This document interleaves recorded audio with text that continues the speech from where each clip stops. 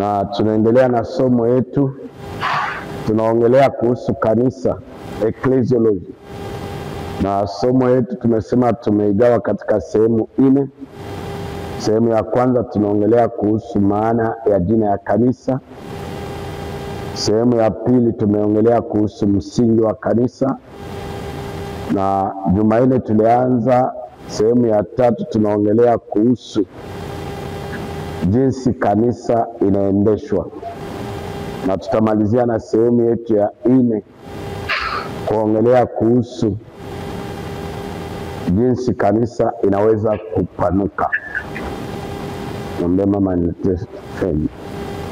Basi, na katika pointi yetu ya 3 tukasoma jinsi kanisa inaweza kupanuka, na kuambia kuna mambo jinsi kanisa inaendeshwa, na kuambia kwa kanisa kuendeshwa vizuri na kupata matokeo mzuri kunahitajika mambo 6 kubwa muhimu. Na tulisoma katika Matendo ya Mitume sura yake ya 13 mstari wake wa 1 mpaka wa 3. Biblia inasema katika kanisa ya Antiokia, kama vile inaweza kuwa kanisa ya Marekani, inaweza kuwa kanisa ya Ulaya, inaweza kuwa kanisa ya Asia, na katika kanisa hili Biblia inasema kulikuwa walimu na mitume na manabii. Na kuambia mwalimu na nabii ni watumishi, na neno mtumishi nasema ni kazi. Ndani ya kanisa kulikuwa watu walikuwa na kazi ya walimu, kulikuwa watu walikuwa na kazi ya unabii, na kanisa yote inaongozwa na kusimamiwa na mchungaji. Kwa hivyo pia kulikuwa na mchungaji.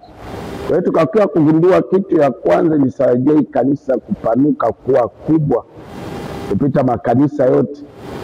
Nafikiri kupita makanisa yote. Jambo la kwanza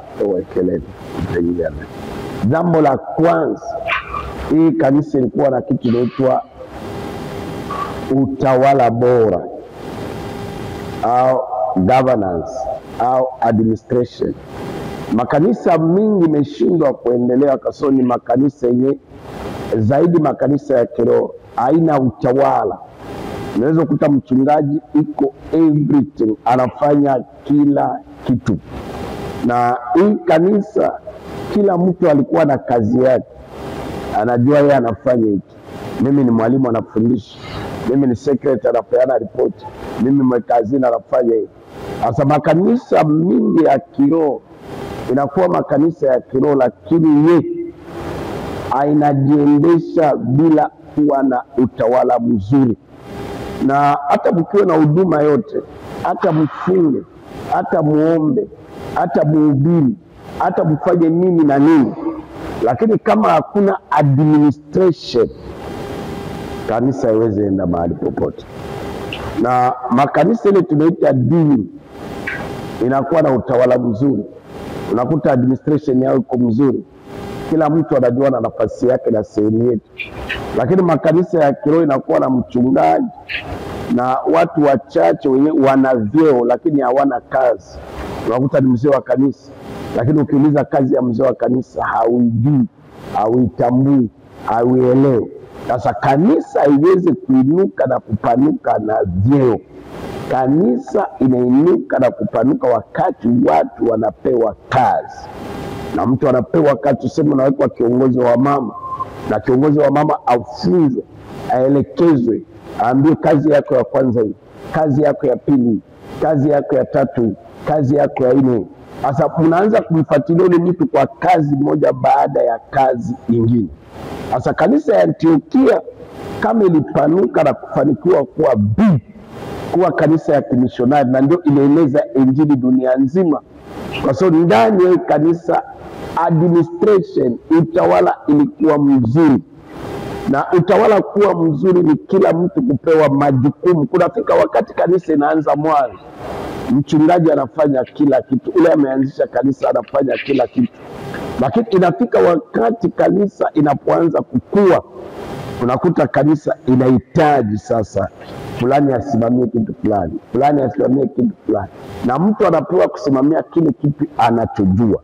Sasa katika kanisa ya Antiokia Biblia inasema kulikuwa walimu.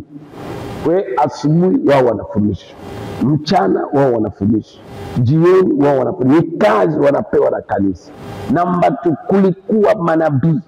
Asubuhi wanapeana unabii, mchana wanaeleza kile Mungu anasema, jioni wanaeleza kile Mungu anasema, wanakuwa jicho ya Mungu. Lakini kwa kupewa hili jukumu kulikuwa mchungaji na kulikuwa watendaji wa aina mbalimbali.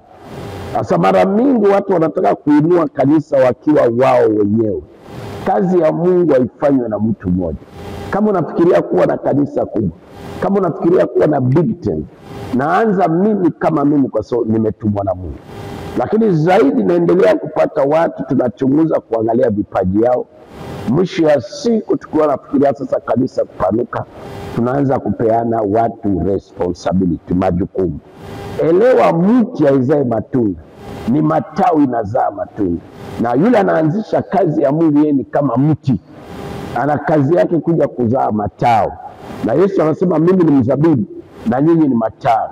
Na kila tawi, katika kitabu ya Yohana 15 mstari wa 1 mpaka wa 5, na kila tawi lisiozaa matunda litakatwa. Kwa sababu yule anaanzisha, Yesu alitoka na maono mbinguni, anataka kuokoa dunia nzima. Yeye ni mti, na alipofika kitu ya kwanza yeye akajua aweze kabisa kuzaa matunda, lakini yeye kitu anaweza kuvaa ni kuzaa matawi.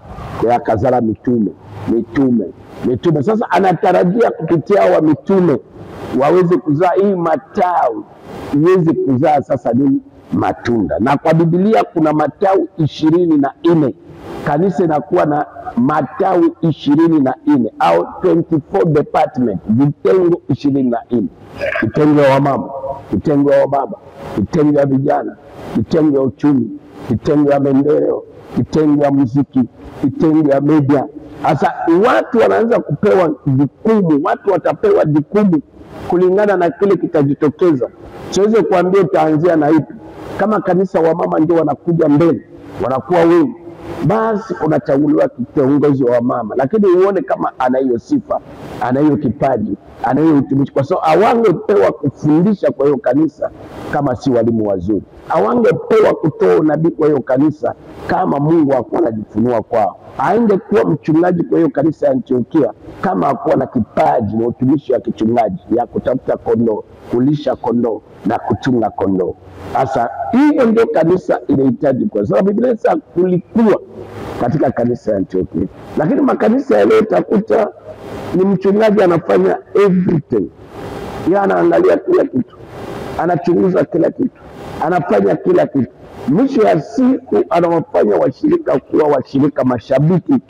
Na wakati washirika wanakuwa washirika mashabiki, kazi ya Mungu hawezi kusonga mbele. Tunahitaji kuwa na washirika watendaji, wenyewe wanasimama na kutusaidia. Tutaenda kusoma andiko moja katika kitabu ya Matendo ya Mitume. Nakwambia kama unataka kuona kanisa vile inajiendesha vizuri, kanisa ya Antiokia ilikuwa na mambo 6, na ndio kanisa ilienda vizuri. Mwisho wa siku kapanuka. Na kitu ya kwanza, tukishaanza kupata watu wetu 20, tukishakuwa watu wetu 30, kitu ya kwanza tunafikiria kuweka kuset kitu inaitwa administration. Wana grow kule, na ni matawi inaanza kuzaa matunda pole pole, nakuta kishi kazi ya Mungu inafanya nini? Inapanuka. Mungu akututuma kufanya kazi ya Mungu peke yetu. Mungu anatutuma tuanzishe, lakini zaidi kazi inapanuka, tunaanza kuweka viongozi wenyewe wataweza kusaidia. Na hapana kupatia mtu cheo ainue kanisa, patia mtu kazi. Na kabla ya kumpa kazi, hiyo kazi mfunzo, mweleze hii kazi inafanywa hivi.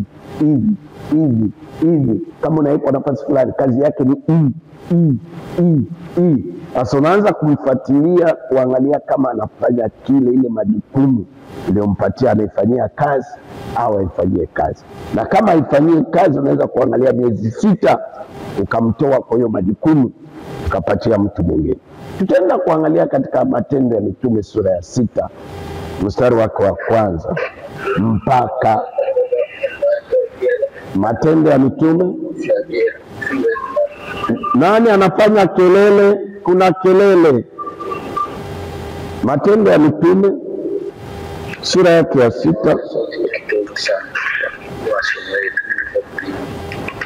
Halo, ni nani anaongea ndani? Amani azime microphone yake.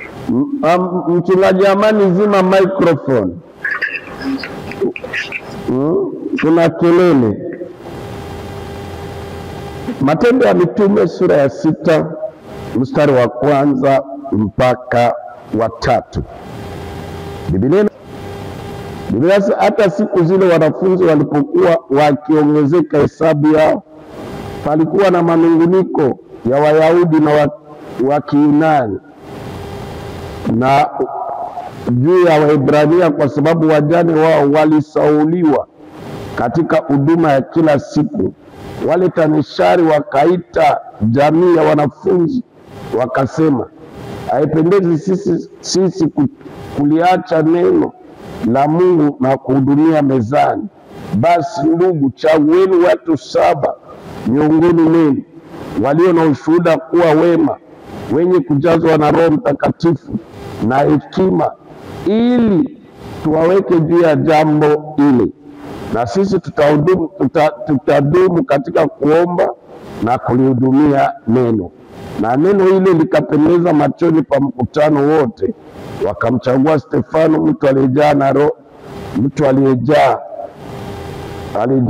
machoni pa alijaa na Roho na hekima, wakaweka mikono juu yao. Jina la Bwana libarikiwe.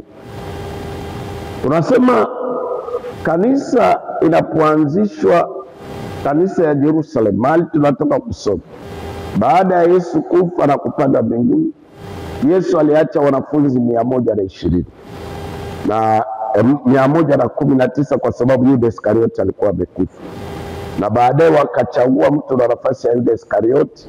Kwa hiyo wakakuwa wanafunzi, kati ya wanafunzi 120 mitume walikuwa 12. Na siku ya Pentecost walipojazwa na kubatizwa na Roho Mtakatifu, watu wakaongezeka zaidi ya 3,500. Na siku tena Petro aliweza kumsimamisha kiwete, akamwambia, sina pesa, sina dhahabu, kile niko nacho nakupa. Watu wakaongezeka, na watu walipoongezeka wengi, kwa wakati ile kulikuwa watu wa aina mbili ndani ya kanisa. Watu wa aina ya kwanza, kwa sababu ni kwa taifa ya Israeli, kulikuwa Waebrania, Wayahudi wenye nchi. Lakini hata kama wenye nchi kulikuwa Wayunani, Greek people, ndio walikuwa wengi, na ndio utawala wao ulikuwa na nguvu, na lugha yao ndio ilikuwa inaongelea, kama kwa sasa vile Kiingereza iko naongelewa sehemu yote, na wao pia waliokoka. Lakini kwa sababu hao watumishi waliokuwa juu, mitume 12, kati yao hakukuwa Myunani, wote walikuwa Wayahudi. Sasa kanisa ilikuwa nasaidia wajane, na matokeo yake mitume 12 wakajikuta wanasaidia tu wajane wa Wayahudi, kwa sababu ndio ndugu zao, na wajane wa Wayunani, Greek people, wanasauliwa. Matokeo yake manunguniko ikaanza ndani ya kanisa. Mnisikilize vizuri. Manunguniko inapotokea ndani ya kanisa, iko na kuonesha tu kwamba kuna haja ya administration nzuri. Na mara mingi tunaweza kufanya manunguniko inapotokea, tunaweza kufanya mambo 3. Kitu ya kwanza, tunaweza kuipuuza. Lakini zaidi unapuuza manunguniko, zaidi uko na haribu kazi ya Mungu. Namba 2, kitu ya pili, tunaweza kuinyamazisha na kuikemea. Lakini tunaponyamazisha na kuikemea, si jibu, kule mbele italipuka. Lakini namba 3, tunahitaji kufanya vile mitume walifanya. Walipoona manunguniko imetokea kwa ajili ya kuweza kusaidia wajane, Biblia inasema wakakaa chini. Walipokaa chini, wakaweka kikao. Wakati wote unaona kuna manunguniko inatokea ndani ya kanisa, hapana kuinyamazisha, hapana kuikemea. Lakini kwa nini hii manunguniko kwa kikundi ya wamama? Kwa nini hii manunguniko kwa kikundi ya wababa? Kwa nini manunguniko kwa ajili ya watoto? Lakini mara mingi makanisa ya kiroho ukitokea manunguniko, hata wanatengeneza mahubiri kwa ajili ya manunguniko. Unakemea, unakaripia, na unafikiri unafanya vizuri, lakini vile unakemea na ukaripia, ujue auongeze mbuzi, auongoze kondolo, unaongoza watu na kila mtu na akili yake. Kwa njia mbadala, njia sahihi, Petro wakaitisha kikao na wakaona kweli kuna point. Mungu anaweza kukupa maono, Mungu anaweza kukutuma, Mungu anaweza kuweka vipaji kubwa, imaanishe kwamba unajua kila kitu. Hapana, kuna vitu vya kushinda. Na hapa kitu walikuwa wanaongelea si mambo ya kiroho, hapana, ni mambo ya kijamii, kusaidia watu. Kiroho walikuwa vizuri, ina Petro, Yohana, Yakobo, spiritual walikuwa vizuri, wanahubiri vizuri, miujiza inafanyika, viwete watembea, watu wanapona, kanisa inapanuka. Spiritual hawakuwa na problem. Lakini hapa kuna social problem, jinsi ya kusaidia wajane. Na tunashukuru Mungu, Mungu aliwapa hekima na busara, tofauti na sisi wachungaji wale tunataka kuingilia kila kitu, hata mambo ya miradi. Lazima hatukusomea kuhusu maendeleo. Wewe uko mtu wa kiroho, unajua kuhubiri vizuri, unajua kuomba vizuri, unajua kufunga vizuri, unajua kukemea mapepo vizuri. Hiyo ndio kitu Mungu ameweka ndani. Na Biblia inasema kikao ilipowekwa, Petro akasema hiki kitu inaweza kuharibu kanisa. Na vitu vinaoharibu makanisa ni manunguniko, na usiruhusu kuachilia manunguniko kuendelea kuwepo. Lazima uishughulikie, usiikemee, usiipuuze, lakini uyashughulikie yale manunguniko. Biblia inasema walipoitisha kikao, Petro akasema si vema sisi kuwa kwa kazi ya kushughulikia mambo ya chakula ya watu. Kushughulikia mambo itatuletea shida, itatuchafua, itaharibu kazi ya Mungu. Petro akasema tuchague watu, tuchagulie na watu wapewe hiyo kazi. Unasikia? Hawakupewa cheo, lakini wanapewa kazi. Wapewe hiyo kazi ya kuwa na hudumia wajane na yatima nini, na sisi tubaki na huduma ya neno na kazi ya neno na huduma ya maombi na kazi ya kuomba. Biblia inasema wakaona hiyo mawazo Petro alileta katika kikao, ilikuwa mawazo mazuri, lakini wakaweka masharti kwamba watu wanahitaji kupewa kazi ndani ya kanisa, inahitaji wakuwe na sifa tatu. Sifa ya kwanza, wawe na ushuhuda mzuri, ushuhuda wa ndani na ushuhuda wa nje. Sasa unapopatia mtu uongozi, unapopatia mtu kazi ya kiroho, lakini akiwa na ushuhuda mbaya, ataweza kuchafua hiyo kazi ya Mungu.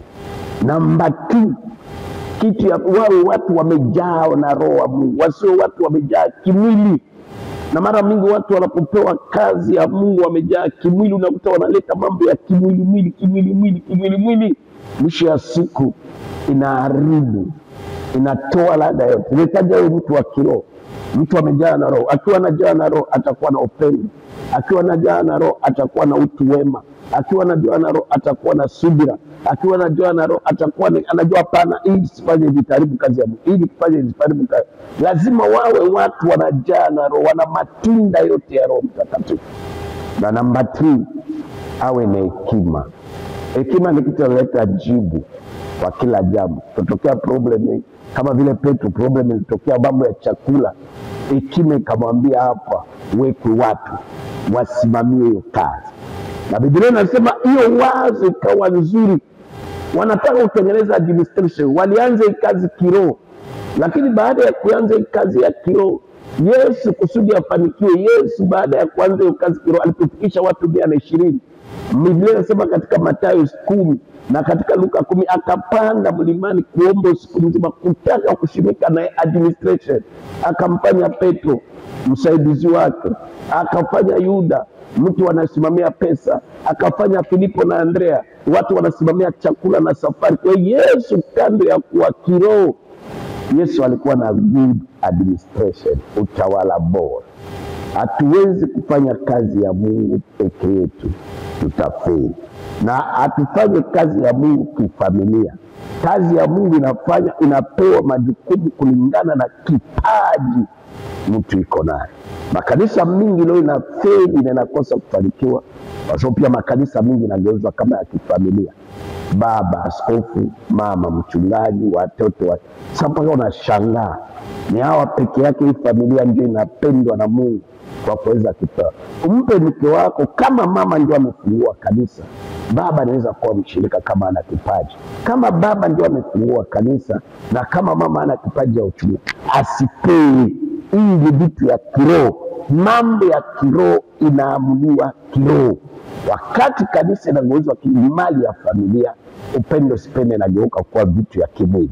Na mpaka kuna lugha nasema mtu baba akiwa mchungaji mara moja ni mama mchungaji, mama akiwa mchungaji mara moja baba mchungaji. Ukisoma kwa Biblia hata mke wa Petro atujue jina yake, mke wa Yohana atujue jina yake, mke wa Yakobo atujue juu yake. Mambo ya huduma, Biblia inasema Roho Mtakatifu anagawa karama yake vile yeye mwenyewe anavyotaka. Acha kila mtu afanye kile Mungu ameweka ndani yake. Kwa kuwachagua wale watu 7 waliona kwa muda wote walikuwa na number 1, walikuwa na ushuhuda mzuri, watu wanashuhudiwa vizuri nje na ndani. Number 2, walikuwa watu wanajaa na Roho Mtakatifu, hawana matendo ya kimwili lakini wana matunda ya Roho Mtakatifu. Na number 3 ni watu walikuwa na hekima, wanaweza kuleta jibu, solution katika matatizo. Na Biblia inasema waliposeti ya administration ndio wakapata watu wanaitwa jina yake ni mashemashi. Shemashi maana yake kwa Kiswahili mtumishi wa kanisa. Wakawapatia kazi kuwa watumishi wa kanisa. Lakini huduma, mwalimu, mchungaji, mwinjilisti, nabii ni mtumishi wa Mungu. Kuna ndani ya kanisa kuna watumishi wa Mungu na ndani ya kanisa kuna watumishi wa kanisa, wanapewa kazi na kanisa. Kwa mtu anapewa kazi na kanisa kuwa anasafisha kanisa, hiyo ni kazi kanisa inampatia. Na ukipewa kazi na kanisa, kanisa ina uwezo wa kuondoa kazi. Ukipewa kazi na Mungu, ni Mungu peke yake ana uwezo wa kuondolewa kazi. Lakini tukienda kuangalia mtu mwingine, ukienda kuangalia Musa anatoa watu Misri. Mungu aliongea na Musa akiwa peke yake. Na mara mingi wabeba maono, wale wabeba maono Mungu anaongea nao wakiwa peke yao. Na Mungu alipoongea na Musa akamwambia, nimesikia kilio watu wao, nimeona mateso ile Farao anawatesa, sasa nakutuma uende kuwatoa kwa mateso na wapeleke katika nchi imejaa asali na maziwa. Musa alipoenda Misri akatoa watu 2,205,000 kwa mikono ya Farao. Njiani hawa si watu 5, hawa si watu 10, hawa si watu 20, hawa si watu 100, hawa si watu 1,000, 2,205,000. Kwa hivyo Musa alikuwa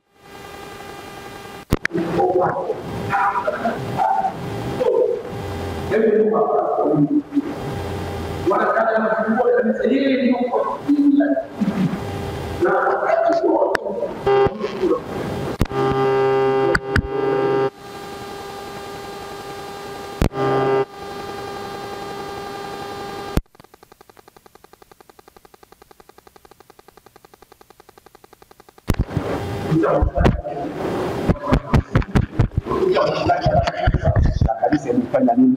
Imedead, inakufa naye. Lazima kanisa ya Antiokia kwa kupanuka ilikuwa na mambo 6.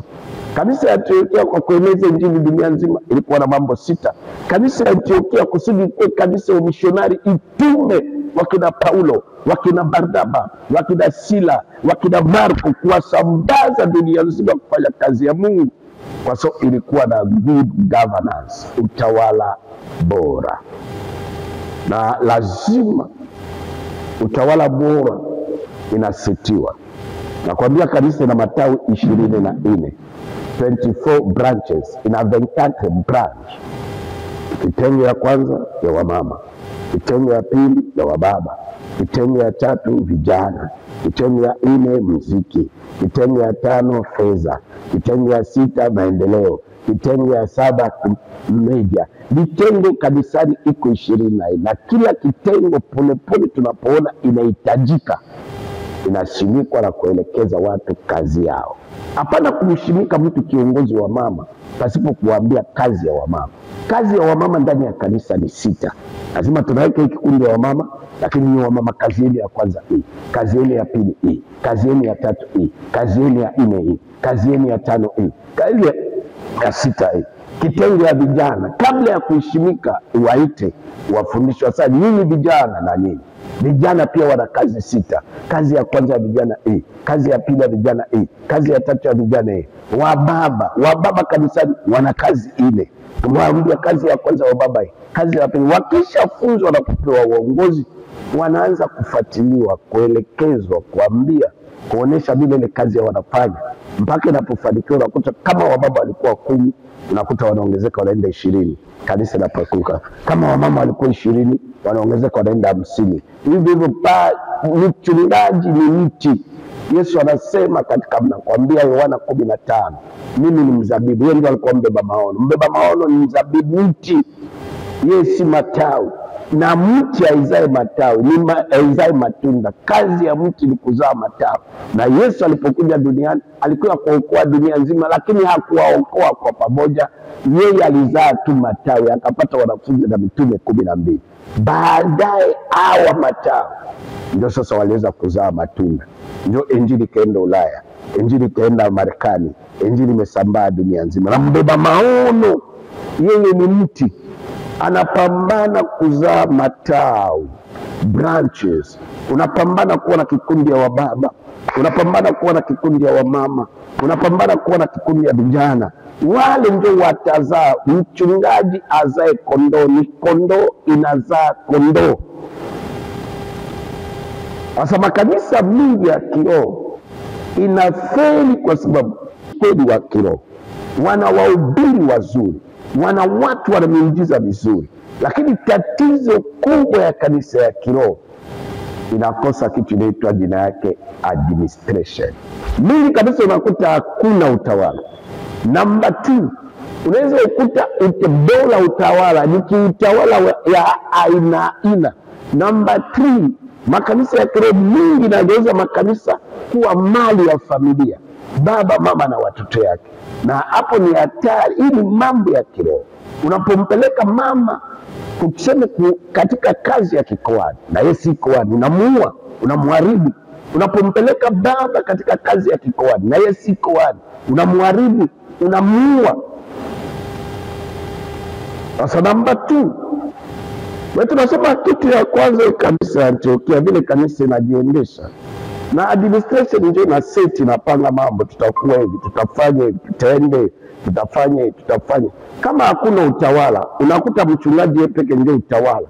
Na ndio unakutaka vitu vinaendeshwa ovyo ovyo, havina mpangilio. Natokaka tu nimeisia, mtu anaishi, kesho tunaanza semina, mtu anaishi, kesho kutaje, never. Sisi tuna kanisa sasa tumeeneza mwaka mmoja.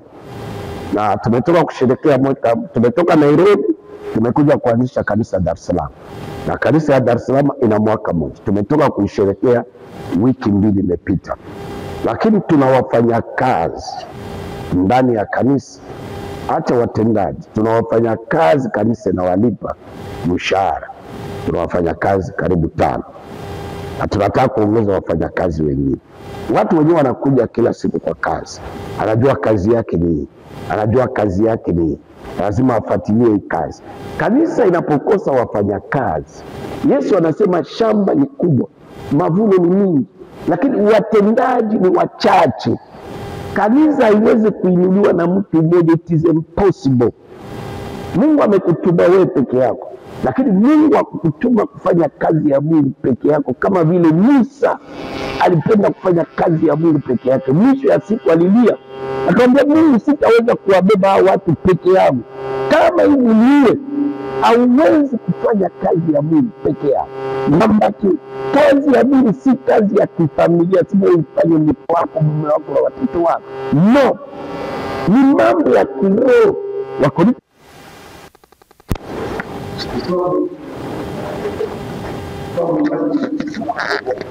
Ukiwa naombea watu wanakuogopa.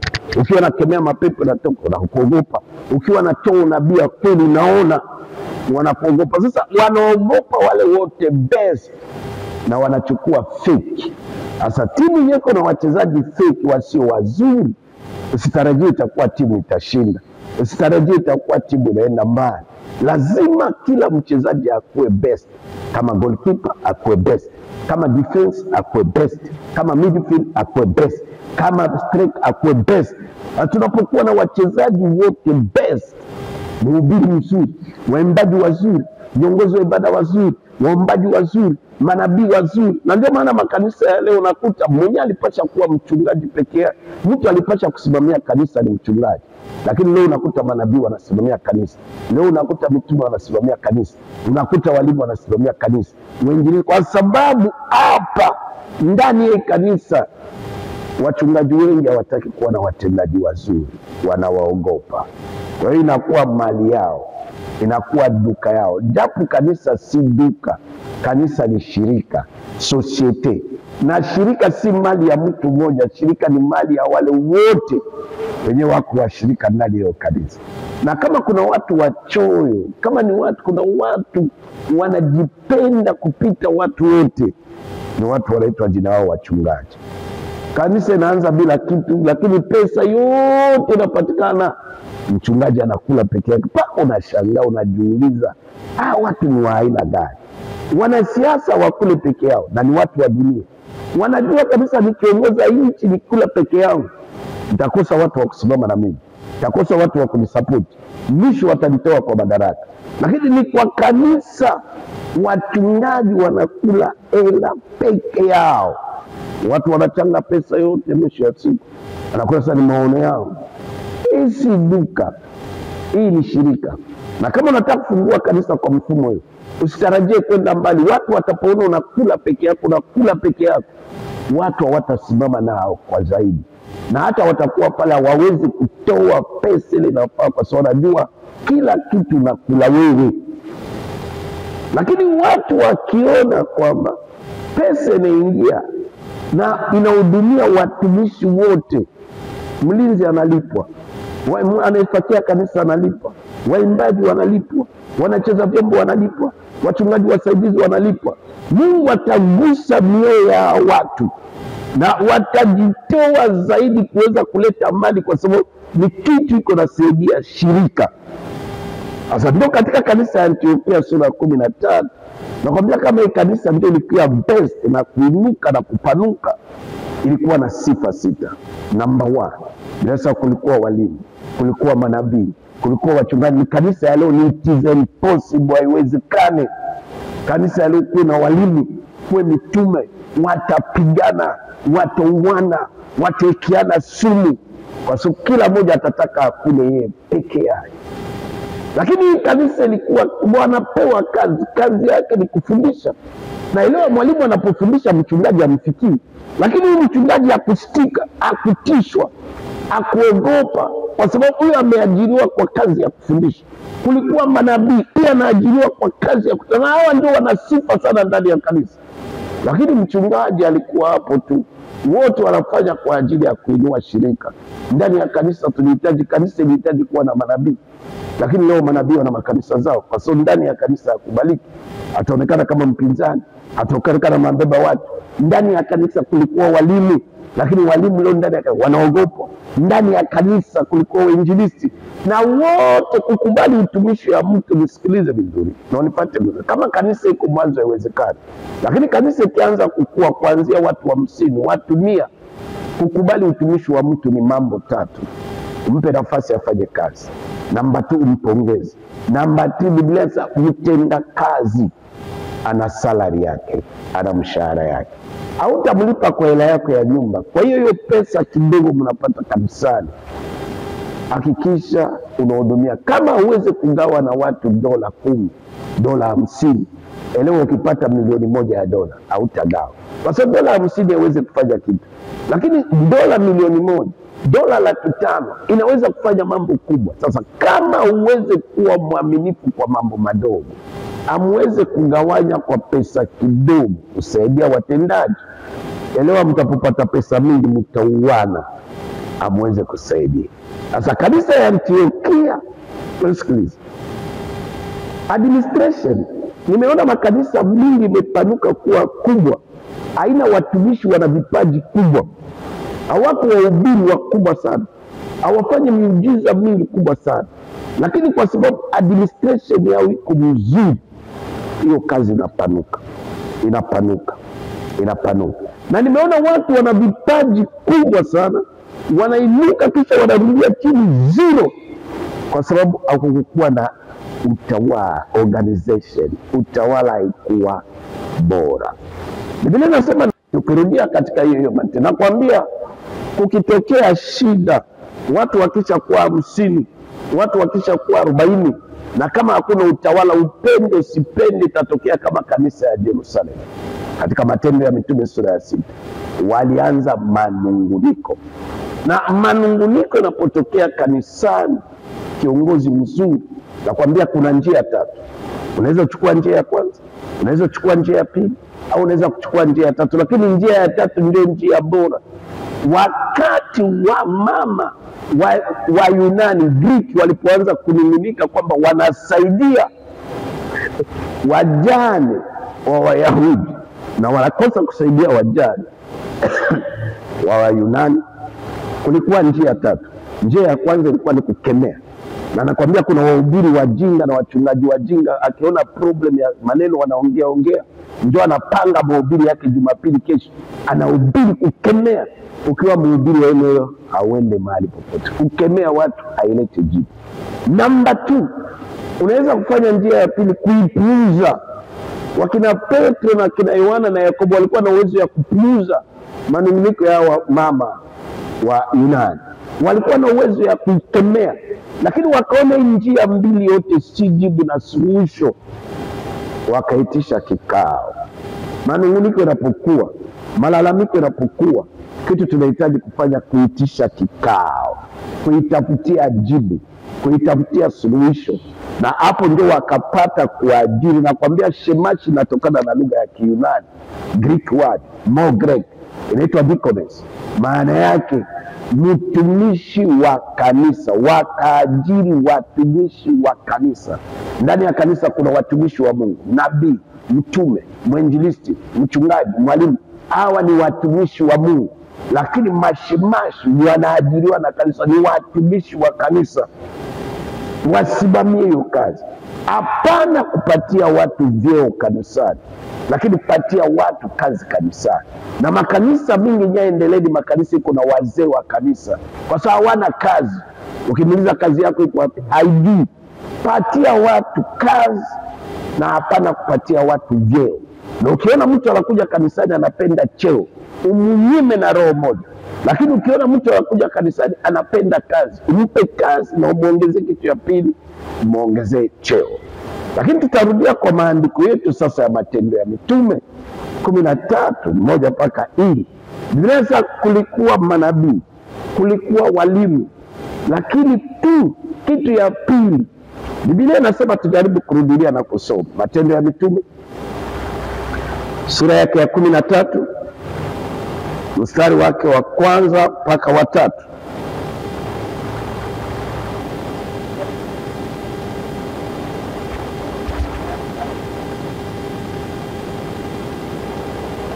Sura ya 13 Biblia inasema, na huko Antiokia katika kanisa lililokuwepo palikuwa na manabii na walimu, nao Barnaba na Simeoni waitwaye Nigeri, na Lukio Mkirene, na Manaeni aliyekuwa ndugu wa kunyonya mfalme Herode, na Sauli.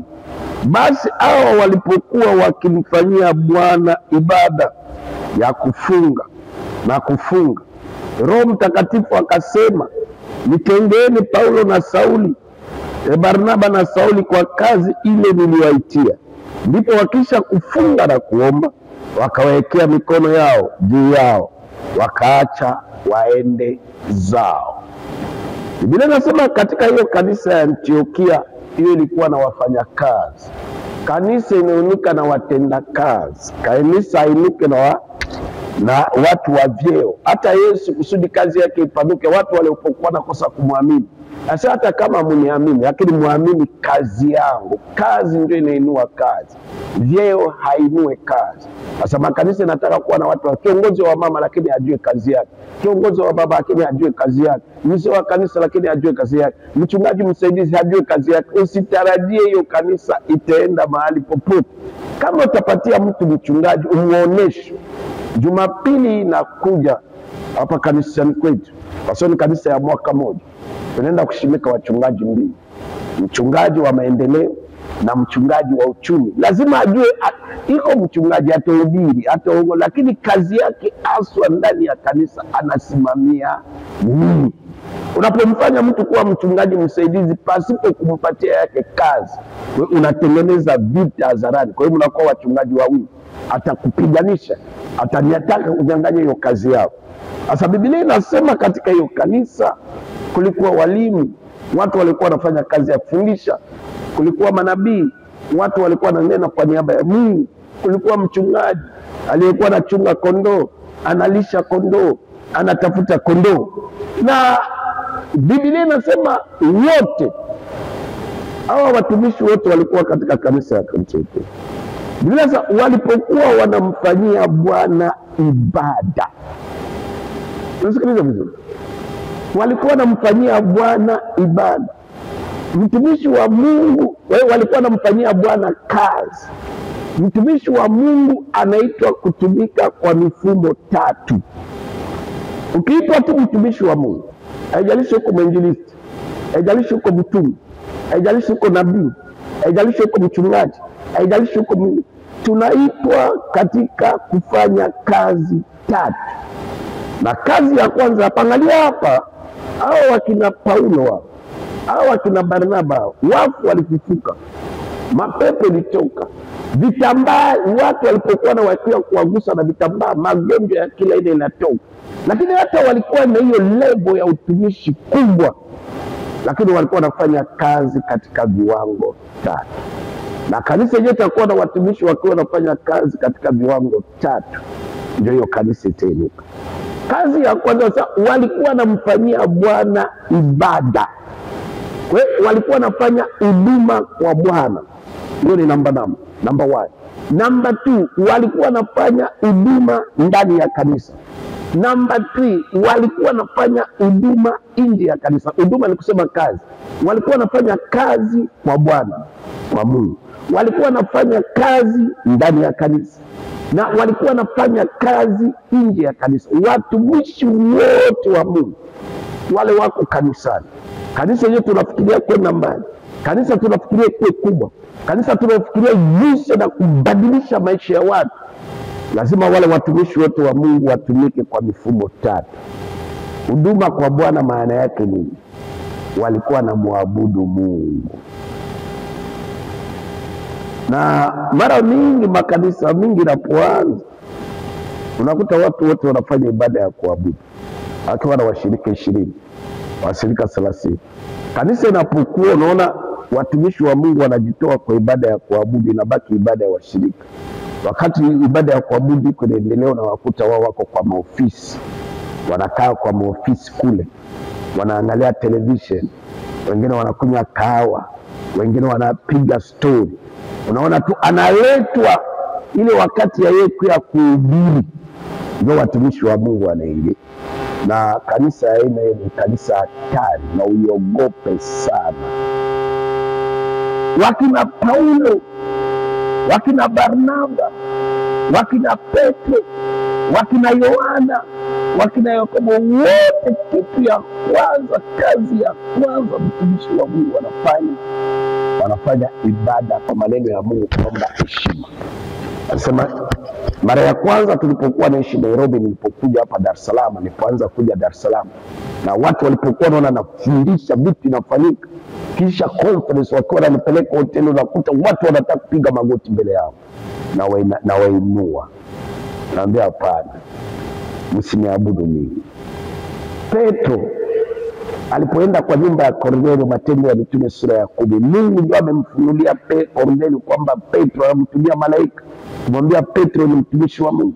Na Petro alipofika kwa nyumba ya Kornelio na watu wake wote wakashuka kwa magoti. Ingekuwa wahubiri wa leo, ingekuwa manabii wa leo, ingekuwa mitume leo, ilikuwa ni rasha kababa rakaba, lakini Petro akamwinua haraka Kornelio, akamwambia, mimi ni mtu kama wewe, umwabudu Mungu.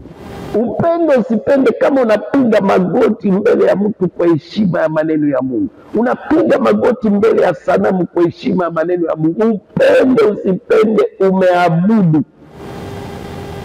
Na Mungu anataka tumwabudu Mungu wa pekee. Biblia inasema kila goti itapigwa peke yake mbele ya Yesu.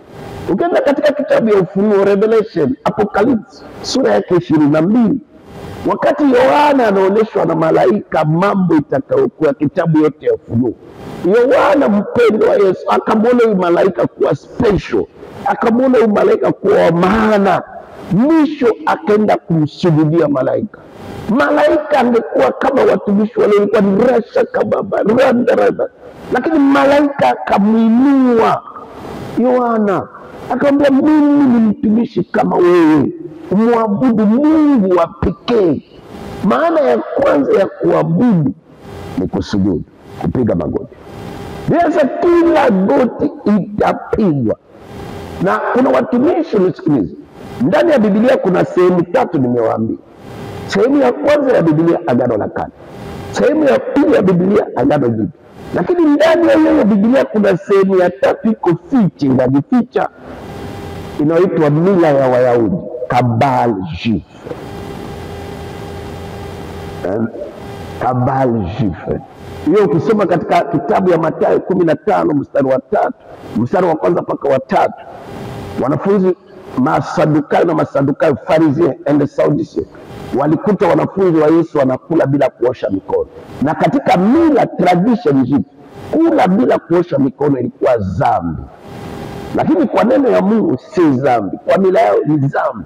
Sasa wakakuta wanafunzi wa Yesu wanakula bila kuosha mikono, wakamwambia Yesu, mbona wanafunzi wako wanavunja sheria, wanakula, wanavunja tradition, wanakula bila kuosha mikono? Yesu akamwambia, na mbona na nyinyi mnavunja neno ya Mungu kwa sababu ya sheria yenu? Kwa sababu tradition juif ilikuwa nasema ukimtukana baba yako na mama yako hujafanya kosa, lakini neno ya Mungu anasema tuheshimu wazazi wetu, baba na baba. Sasa mila yote, haijalishi ni mila ya wazungu, haijalishi ni mila ya watu wa Asia, haijalishi ni mila ya Waafrika, mila iko kinyume na neno ya Mungu, inaitwa madhabahu, altar, hotel, na nyuma yake na nguvu ya shetani. Sasa mila ya Wayahudi inaitwa Kabal Jif. Na Kabal Jif, Mungu wa Kabal Jif anaitwa jina yake Mungu wa kike, anaitwa jina yake la Shekina. Ndani ya Biblia hakuna neno Shekina, kuanzia kitabu ya Ufunuo, kuanzia kitabu ya Mwanzo mpaka kitabu ya Ufunuo. Lakini neno Shekina ni Mungu wa kike wa mila ya Wayahudi, na watu wanasubiria. Na kama unataka kujua Mungu mtu anatumikia Mungu wa mila ya Wayahudi, watu wengi wanafikiri ukienda Israeli ndio maneno ya Mungu ya kweli. Acha nikwambie, nimeenda Israeli mara mingi. Kama unataka kuachana na maneno ya Mungu, enda Israeli. Waisraeli hawamwamini Yesu, wanafurahia kupokea tu watalii, wanaingiziwa pesa. Lakini Waisraeli wanapaka sasa, wana tradition jif, wana ibada ya Kabal Jif, na ni Mungu wa kike kwa jina yake la Shekina. Na ibada yote ya Kabal Jif lazima kuwe na mishumaa inawaka. Mahali pote wanafanya ibada ya Mungu wanaweka mishumaa inawaka, wanafanya ibada ya mila ya Wayahudi. Ibada yote ya Kabal Jif lazima mhubiri awe na aina ya mavazi anavaa, kanzu na kitambaa hapa, kofia, kitu inaitwa talit. Vipi na mkutanisha mtu connection na kumweka na connection na mapepo na nguvu ya giza?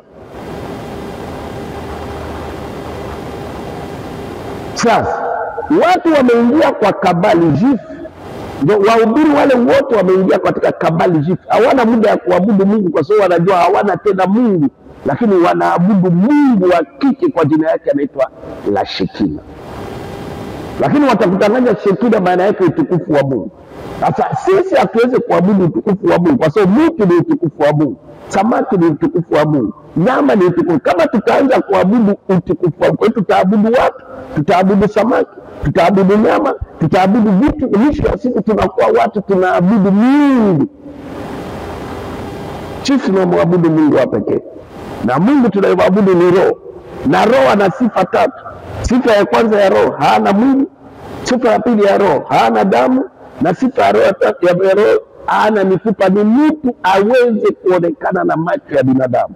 Na ndio maana Mungu, vitu ya Mungu hahitaji kutengenezewa sanamu ya aina yote. Kitengeneza tu sanamu aina yote tayari, upende usipende, wewe unaabudu sanamu, miungu. Sasa tunaitwa, haijalishi huko mchungaji, haijalishi huko askofu, haijalishi huko mtume, haijalishi huko Evangelist International. Kitu ya kwanza Mungu anataka kutoka kwa watumishi wa Mungu, wamfanyie yeye ibada, kumwabudu yeye. Na maana ya kuabudu ya kwanza, kumsujudia. Na ukiona mtu anaanza kukataa kupiga magoti kusujudia Bwana, elewa kuna kitu anasujudia. Inawezekana na kanyumba yake, na kamazambao yake, ana loje yake, na kaibada kake kingine mahali anaenda kusujudu. Na maana ya pili ya kuabudu, na tunapoabudu, Biblia inasema katika kitabu cha Ibrania, Mungu tunapoabudu, Mungu anapata kitu, anakula kwetu chakula ya harufu ya manukato inapanda katika kiti cha yeye. Na ndio maana Mungu anashuka tu wakati wa praise and worship. Tunapomwabudu na kumsifu, Mungu anashuka kwa sababu anapata kitu kwetu. Kwa mtumishi wa Mungu wa kweli, mtumishi wa Mungu sahihi, lazima ashuke. Na unajua ukiwa nashuka mbele ya Mungu hawezi kujiinua. Ukiwa nashuka mbele ya Mungu hawezi kuwa na mabodyguard, bagarde corps. Ukiwa nashuka, sisi si mabosi. Mimi wamfundisha katika somo ya jinsi ya kutumika katika huduma, ministry. Neno huduma, utumishi, inatokana na lugha mbili. Inatokana na lugha ya Kiyunani na inatokana na lugha ya Kilatini. Inatokana na mo Hebreu, mo Greek na mo Latin. Katika lugha ya Kiyunani, mo Greek au Greek word, mtumishi inaitwa deaconess. Maana yake kwa Kiswahili kutumika kama mtumwa, travailler comme un esclave, serve God like slave. Sasa mtumwa hawezi kuwa na mabodyguard, mtumwa hawezi kuwa na bagarde corps, mtumwa hawezi kuwa na watu wakuwa na mfungulia milango ya magari. Vitu yote ni vitu ya kidunia. Ukianza kuona mtu wa Mungu anafanya, elewa tu lady ana kabali jifu, anatumika na Mungu wa Kiyahudi, kabali jifu la Shekina. Na neno mtumishi katika lugha ya Kilatini inaitwa ministerium, maana yake kazi. Sisi ni wafanya kazi, sisi sio mabosi. Bosi ni Yesu. Bosi ndio anahitaji kupewa heshima, bosi ndio anahitaji kuinuliwa, bosi ndio anahitaji kutukuzwa, bosi ndio anahitaji. Sisi tu, kama unaniheshimu mimi Dr. Frank, unionyeshe matendo mema, lakini hapana kupiga magoti mbele yako. Akataa na ukataa kwa njia yote, mtu asikupigie magoti. Na maana ya pili ya kuabudu hapa duniani, Mungu anabaki kuwa Mungu. Ukitembea kwa bahari, mara ya kwanza nifiki kwa India Ocean katika mji wa Kenya Mombasa, niliitwa kuhubiri. Na tulipofika port, tulipofika kwa ferry back, pale kuna back inavusha watu ngambo ya pili. Tulipoingia ndani ya back na gari, wakatuambia tutatoka kwanza kwa sababu kuna meli inapita. Kweli nikaona meli mbili kubwa ya Kijapani inabeba magari zaidi ya 300-500. Hiyo meli peke yake, bato ni chuma kwa chuma, magari yote ni juma kwa juma, lakini inaelea. Unaona kabisa, ukiona unaheshimu wa Japan, ukiona unaheshimu wazungu wa Ulaya, vipi chuma inaweza kuelewa? Japo ukitupa shindano kwa maji inazama. Lakini baada hiyo meli mbili kupita wa Japan, wakatuambia tu bado hatutatoka, kuna meli nyingine inapita. Lakini hii meli ya pili hatuione. Wakatuambia kuna meli inapita, lakini kumbe ilikuwa meli ya jeshi ya vita ya Kimarekani, submarine ya ngumu. Haitembei juu, inatembea ndani ya maji. Hapa juu tu ndio unaona kabendera kiko na pepea. Bendera iko na pepea juu, lakini yao haitembei juu, inatembea ndani. Inabeba mavifaru, inabeba kila silaha, inabeba wanajeshi wa kila aina, lakini haitembei, iko ndani ya maji. Unapoona hivyo unaheshimu wa Marekani. Lakini Mungu alipotoa taifa la Israeli Egypt, na walipofika mbele ya bahari ya Shamu, Mungu akaona kama angetengeneza meli watamuita Mjapani, kama angetengeneza submarine ile inaitwa nyangu, ile meli inatembea ndani ya maji, ataitwa Mchina, ataitwa Marekani. Lakini Mungu akapasua bahari ya Shamu. Marekani haiwezi kupasua bahari ya Shamu, China haiwezi kupasua bahari ya Shamu, Japani haiwezi kupasua bahari. Mungu anabaki kuwa nani? Mungu. Maana ya kuabudu ni kusujudu. Maana ya kuabudu kuinua ukubwa wa Mungu, kuambia hata watu wafanye nini, Mungu anabaki kuwa Mungu. Ukiona rais wa Marekani anaposafiri, kwa sababu rais wa Marekani ana maadui wengi, terrorist wengi, anatembea na ndege mingi, hiyo anatembea na Air Force One, lakini hiyo ndege wanaogopa, tuseme ikija Afrika lazima itue Dubai, au lazima itue Amsterdam, Netherlands, Uholanzi. Wanaogopa ikitua pale, wana maadui terrorist, rais anaweza kushambuliwa. Sasa wanatumia system mpya ya technology, hiyo dunia nzima haijakuwa nayo. Wakiwa naenda, kuna ndege zinabeba mafuta ya ndege ya rais ikiwa inaisha, wanamweka mafuta wakiwa hewani, wanaijaza mafuta ndege zikiwa naenda. Ukiona kiwango ya teknoloji hiyo, unaogopa, unaheshimu. Unaona watu mmoja huko juu mpaka unaweza kuwasujudi. Unajua Waafrika wengi wale hawajatembea, akiona mzungu wanaona kama Mungu. Hata yana akili kumshinda na kubaliana naye kila kitu. Lakini Yesu aliposhuka hapa duniani, alipomaliza kazi na alipotoka kurudi mbinguni, akaona kama akipanda Air Force One watamuita Trump, akiona akipanda Boeing watamuita rais wa Japan. Yesu akapaa na miguu.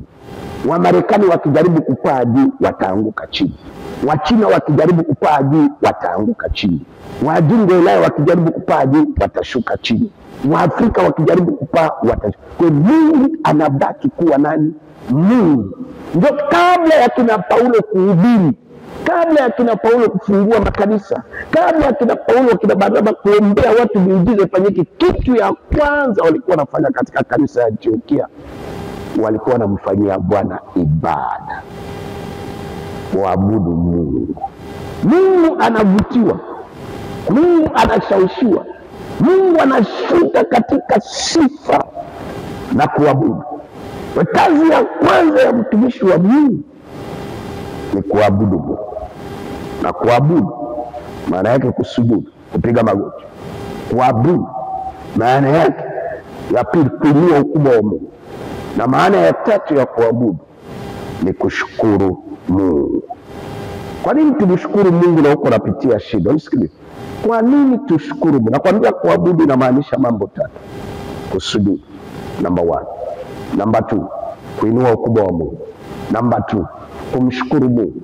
Kwa nini tunashukuru Mungu? Mambo hayendi vile inahitajika kwetu. Kazi haiko vile inahitajika kuwa. Biashara haiko vile inahitajika kuwa. Kanisa haiendi vile inahitajika.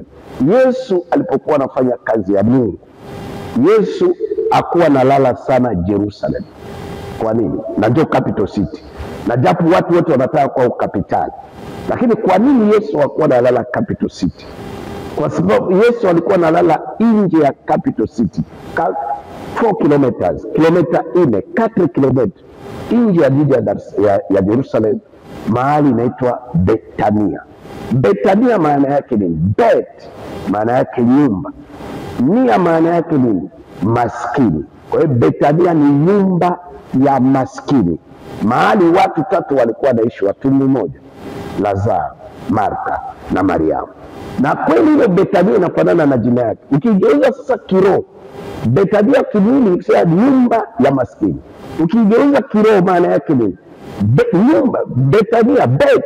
Ukisoma Wakorintho wa kwanza sura ya 3 mstari wa 16, Biblia nasema amjue ya kuwa sisi ndio nyumba ya Mungu. Kwa hiyo mwanadamu wote ameumbwa na Mungu ni beti, yeye ni nyumba. Lakini maskini, sisi sio maskini wa kimwili, lakini sisi maskini wa kiroho. Maskini wa kimwili ni mtu anakosa chakula, lakini maskini wa kiroho, Biblia inasema maskini wa kiroho ni mtu anatafuta chakula ya kiroho. Yesu anasema hatutaishi kwa mkate tu, lakini tunaishi kwa neno ya Mungu. Kwa hiyo maskini wa kiroho ni mtu anatamani kusikiliza neno ya Mungu kila wakati. Na ndio utakuta Yesu akiingia Betania, unakuta Mariamu anaacha kila kitu, anakuja kukaa kwa miguu ya Yesu, anataka kusikiliza neno yao. Na ndio maana Yesu alikuwa anavutiwa sana kulala Betania. Ni watu wana shauku na kiu ya kutamani kusikiliza neno ya Mungu kila wakati. Namba 2, maskini wa kimwili ni mtu amekosa mavazi, lakini maskini wa kiroho, mavazi ya kiroho ni nini? Ukisoma Revelation chapter 19 7-9, Apocalypse 19 7-9, Biblia inasema tufurahi na tushangilie kwa sababu harusi ya mwana kondoo imekuja na bibi harusi amejiweka tayari. Biblia inasema amepewa mavazi safi, na yale mavazi safi ni matendo mema ya watakatifu. Kwa hivyo mavazi ya kiroho, ukiota huko utupu, ni kusema hauna matendo mema. Umeokoka, umeacha dhambi, lakini hauna matendo mema. Kuna watu wanaacha dhambi lakini hawafanyi matendo mema, japo kuna dhambi kwa mifumo 3. Dhambi ya kwanza, mfumo ya kwanza, Biblia inasema usizini, usisengenye. Hiyo ni aina ya kwanza ya dhambi, unakataa, ni aina ya kwanza. Aina ya pili ya dhambi, kwa hiyo kuna dhambi ya kwanza inatokana na logos, maandiko matakatifu. Maandiko matakatifu yanasema tusisengenye, maandiko matakatifu yanasema tusitusi, maandiko matakatifu yanasema tusiibe. Ukifanya umefanya dhambi. Dhambi ya aina ya pili, dhambi kutokana na rema. Rema ni kusema neno ya wakati. Mungu anamwambia Yona, enda Ninao, lakini Yona anaenda Tarsisi. Mara moja amefanya dhambi. Mungu amemwambia Musa, nena kwa jiwe itatoa maji, lakini Musa anapiga bakora inatoa maji, anafanya dhambi. Na dhambi ya aina ya 3, Biblia inasema katika James, Jacques, Yakobo, Biblia inasema na yule anayejua kufanya mema akikosa kufanya hiyo mema amefanya dhambi. Tumeitwa kutoka kufanya mabaya na tumeitwa kusudi tufanye mema. Hatuko neutral. Vile tulikuwa nafanya mabaya kwa shetani, tukishaokoka tumeitwa kutenda. Jua hii kitu nikiifanya iko sahihi, na ninapokosa kuifanya mbinguni wanahesabu nafanya dhambi. Sasa unasikiliza, na utakuta Yesu alipokuwa anaingia Betania, Mariamu wanakuja kusikiliza neno na Lazaro, lakini dada yao Martha naye anaanza kupika chakula, mayai, kuku. Wako naishi, ni watu wanaishi kutenda mema na kusikiliza neno ya Mungu. Na watu wanaosikia neno ya Mungu wanapenda neno ya Mungu, na watu wanaofanya mema ndio watu wataingia katika uzima wa milele. Hatukuitwa kuacha dhambi tu, tumeitwa kuacha mabaya na tumeitwa kufanya mema. Sasa Biblia inasema, unisikilize vizuri. Kwa hivyo unipate vizuri. Yesu alipokuwa analala Betania, kila siku anahudumiwa.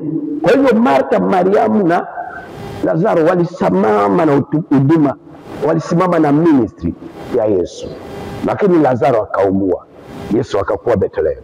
Na Yesu alipochelewa 4 days akakuta Lazaro amekufa. Na Martha na Mariamu walipokuja kwa kilio, waliposikia Yesu anafika, jinsi Martha na Mariamu wanalia mbele ya Yesu, sio kilio kizuri. Wambia, ungekuwepo kaka yetu asingekufa. Kwa lugha nyingine wasa anayesababisha kaka yetu akufe ni wewe. Na elewa, madaktari wana saikolojia wanasema, psychological doctor, le docteur psychologist, wanasema mwanamke akisema A ina B, akisema A ina B, lakini mwanaume akisema A haina B. Wambia, ungekuwepo kaka yetu asingekufa. Hiyo ni A au ni A. Lakini B au B, makuku ngapi tumekuchinjia, chakula ngapi tumesimama nawe, unalala kwetu kila siku, tunakusupport na huduma yako kila kitu, lakini wewe ni maombi peke yake umekataa kuileta. Na hapa Yesu yuko mbele ya serious problem. Yesu yuko hapa mbele ya serious problem. Analaumiwa kwamba yeye ndio anasababisha Lazaro akife. Nakwambia ndani ya Biblia kuna aina 18 ya maombi. 18 sortes de prière, 18 sortes ya maombi. Yesu pahali hapa kuna maombi ilihitajika maombi mbili. Ilikuwa maombi ya mamlaka, prayer authority. Prayer authority, ndio ambacho nakemea pepo ya mauti, bila ginja, bila ya ribu, au kulitaji maombi ya imani. Lakini Yesu akapiga magoti. Kupiga magoti, Yesu alikuwa anasujudia Mungu.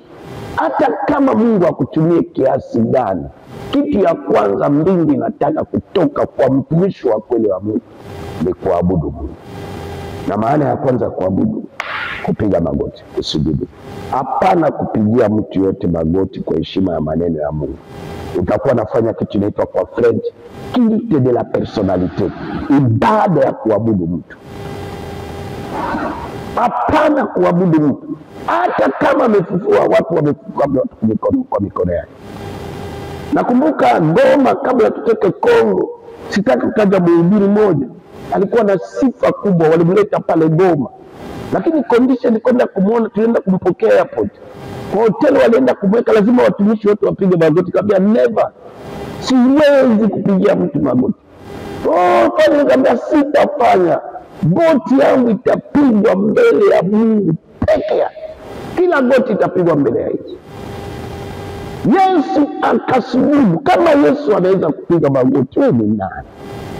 Kwa sababu unahubiri vizuri, kwa sababu unaimba vizuri, kwa sababu unaombea mtu fulani akapona, au kwa sababu una gari? No.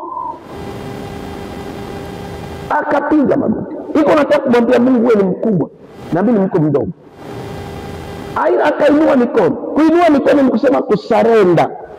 Jeshi ya mtu fulani na jeshi ya ingine kipigana, jeshi ile itakayeshinda wengine, kitu ya kwanza wanaambia wengine wainue mikono. Na sisi tunapoenda mbele ya presence ya Mungu, kuna vitu vimetushinda kwa maisha yetu, kuna vitu vimetushinda kwa ndoa yetu, kuna vitu vimetushinda katika utumishi wetu, kuna vitu vimetushinda kwa maisha. Ndio tunasarenda, tunaambia Bwana, ndio umenishinda, kanisa imenishinda, huduma imenishinda, kazi imenishinda, nakupa wewe. Na Yesu alipoinua, sikia maombi yake ya kwanza, na sasa Baba nakushukuru. Hapa kuhitaji maombi ya shukrani. Utashukuru vipi mtu amekufa? Hata Martha na Mariamu wakashanga, vipi Yesu anashukuru? Wakaona ndio maana hata alichelewa kuja, alitaka kaka yao ya kufa. Lakini kwa nini Yesu anashukuru fast? Hata kama kuna mtu amekufa, Lazaro maiti iko pale, lakini huku nyuma alitembea juu ya bahari, huku nyuma vipofu waliona, huku nyuma viwete walitembea, huku nyuma wabubu walisema. Na hii kifo, hii maiti haitaji Yesu asahau hayo mambo Mungu alifanya. Na sisi kweli mbele yetu kuna kitu kimekufa. Uchumba imekufa, ndoa imekufa, biashara imekufa, kazi imekufa, mambo hayendi vile inahitaji kwenda. Lakini shetani hahitaji kufunga macho yetu kukosa kuona kile Mungu alifanya jana, kile Mungu alifanya mwaka jana. Kulala na kuamka ni muujiza kubwa kupita miujiza yote. Sasa maana ya kwanza ndio kanisa ya Antiokia, kusudi ilike kanisa ilikuwa na sifa sita. Sifa ya kwanza ni kanisa ilikuwa inapatia watu kazi, haikuwa inapatia watu vyeo. Kulikuwa walimu, kulikuwa manabii, kwa administration ilikuwa mzuri. Na administration mzuri, kanisa unapoanzisha kazi ya Mungu, Mungu hakukutuma wewe kufanya kazi ya Mungu peke yako. Unaanza peke yako, lakini hauifanye peke yako. Duka yako, biashara yako unaweza kuifanya peke yako, lakini kazi ya Mungu inatumikwa na timu. Na kama kuna timu, lazima kuwe kitu inaitwa administration, isetiwe vizuri. Hiyo kanisa kulikuwa na walimu wanafanya kazi ya kalimu. Hiyo kanisa kulikuwa na manabii wanafanya kazi ya kinabii. Na kanisa inapatia watu kazi, na kwa kupatia watu kazi lazima wafundishe kuhusu hiyo kazi. Ukiweka kiongozi wa mama, waambie wa mama wana kazi 6. Kazi ya kwanza wa mama, kazi ya pili wa mama, kazi ya tatu wa mama, kazi ya 4 wa mama, kazi ya 5 wa mama. Ukiweka kikundi ya wababa, waambie kazi ya wababa. Wababa wana kazi ile kanisani. Kazi ya kwanza wa baba, kazi ya pili wa baba, kazi ya tatu wa baba, kazi ya 4 wa baba. Sasa ni matawi na zaa. Kanisa yote yenye haina organization, haina administration, usitarajie itaenda mahali popote. Hata uwe na vipaji vyote, hiyo kanisa haitaenda mahali popote. Lakini namba 2 sasa, tukisha kuwa na wale watendaji, kusudi wakuwe watendaji bora, mtumishi wote anaitwa kwa ajili ya shughuli 3. Shughuli ya kwanza, huduma kwa Bwana. Shughuli ya pili, huduma ndani ya kanisa. Shughuli ya 3, huduma nje ya kanisa. Kwa hiyo kwanza kumfanyia Mungu ibada, kumfanyia Mungu kazi. Kumfanyia kazi ni kusema kumwabudu, na neno kuabudu ni kusujudu.